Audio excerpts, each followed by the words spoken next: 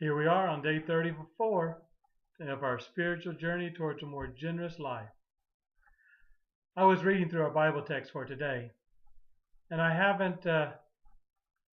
hadn't really thought of them in the perspective that they line up today. A sinner's wealth is stored up for the righteous. Proverbs 13:22.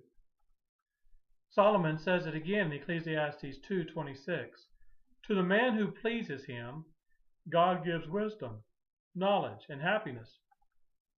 But to the sinner, he gives the task of gathering and storing up wealth to hand it over to the one who pleases God. Now think about that. The sinner's wealth is stored up for the righteous. The sinner, he gives the task of gathering and storing up wealth to hand it over to him who pleases God. Think about that. Think about the ramifications of that. If the sinner is acquiring everything and he's going to hand it over to individuals that are righteous, which side do you want to be on? Have you thought about it? Which side do you want to be on? Do you want to be one of those that's running around gathering, acquiring only to hand it over to someone else?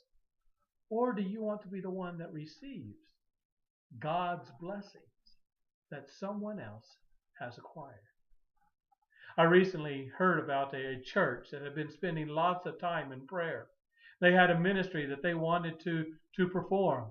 And someone who was a non-believer gave them a house and property in which to perform this ministry. And it wasn't just any house. It was a grand house.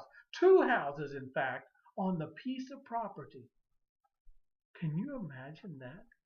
A gift like that for a specific ministry? The sinner's wealth is stored up for the righteous. The sinner is being used by God to accumulate this wealth to give it to those that are righteous. We hear about that in the book of Exodus, when God's people are getting ready to leave Egypt. God has the children of Israel go to the Egyptians and he uses the word, plunder, but to ask for gifts to go out and worship. And they give them their nice clothes. They give them their gold, their silver, their wealth as they leave Egypt. You see, we have to realize our principle for today. God can use anyone and any resources to provide for his work. Do we really believe that?